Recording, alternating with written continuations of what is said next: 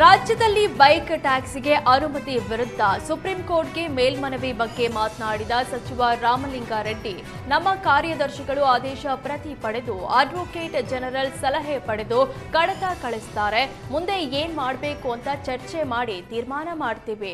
ಅನುಮತಿ ಕೊಟ್ರೆ ಯಾವ ರೀತಿ ಕೊಡಬೇಕು ಅಂತ ಮುಂದಿನ ದಿನಗಳಲ್ಲಿ ತೀರ್ಮಾನ ಮಾಡ್ತೀವಿ ಅಂತ ಹೇಳಿದ್ರು.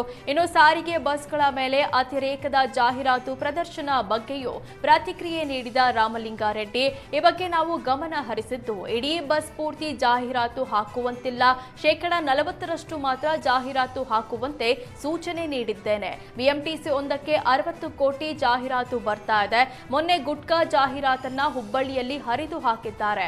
ಹಾಗಿದ್ರೆ ದೇಶದಲ್ಲಿ ಗುಟ್ಕಾವನ್ನೇ ನಿಷೇಧ ಮಾಡಿಬಿಡ್ಲಿ ಅಂತ ಹೇಳಿದ್ರು. ಕಾರ್ಯದರ್ಶಿಗಳು ಜಡ್ಜ್ಮೆಂಟ್ ಕಾಪಿ ತಗೊಂಡು ಅಡ್ವೊಕೇಟ್ ಜನರಲ್ ಒಪಿನಿಯನ್ ತಗೊಂಡು ನನಗೆ ಕಡತವನ್ನು ಕಳಿಸ್ತಾರೆ. ಆಮೇಲೆ ಏನು ಮಾಡಬೇಕು ಅಂತ ಆಮೇಲೆ ತೀರ್ಮಾನ ತಗೊಳ್ತೀವಿ. ನಮ್ಮ ಕಾರ್ಯದರ್ಶಿಗಳು ಜಡ್ಜ್ಮೆಂಟ್ ಕಾಪಿ ತಗೊಂಡು ಅಡ್ವೊಕೇಟ್ ಜನರಲ್ ಒಪಿನಿಯನ್ ತಗೊಂಡು ನನಗೆ ಕಡತವನ್ನು ಕಳಿಸ್ತಾರೆ.